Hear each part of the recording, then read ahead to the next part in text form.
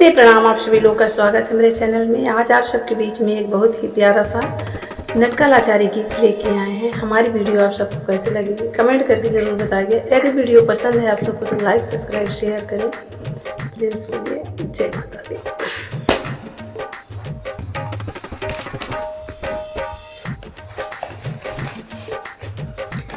कैला तू बड़ा नीच कमवा चुराए लाया सीता सजनवा। कैला तू बड़ा नीच कमवा चुराए लाया सीता सजनवा। जब से लाया पिया सिया महारानी, जब से लाया पिया सिया महारानी। हम देखी अस गुण सपनवा चुराए लाया सीता सजनवा। हम देखी अस गुण सपनवा चुराए लाया सीता सजनवा।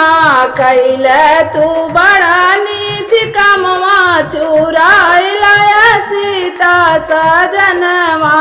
कैला तू बड़ा नीच कमवा चुराए लाया सीता सजनवा। जे करी नारी पिया तू हरि लाया, जे करी नारी पिया तू हरि लाया।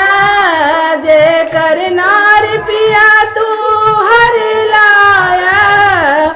बाटे है बड़ा बले मनवा चुराए लाया सीता सजनवा। बाटे यो बड़ा बले मनवा चुराए लाया सीता सजनवा। कैला तू बड़ा नीच कमवा चुराए लाया सीता सजनवा। कैला तू बड़ा नीच कमवा चुराए लाया सीता सजनवा।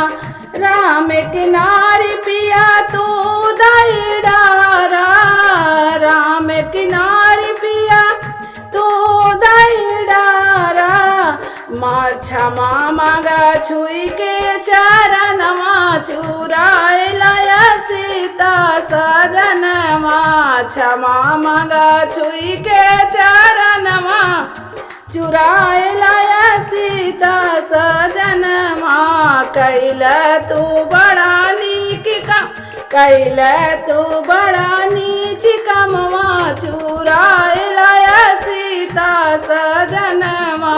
कैला तू बड़ा नीच कमवा चुराए लाया सीता सजनवा।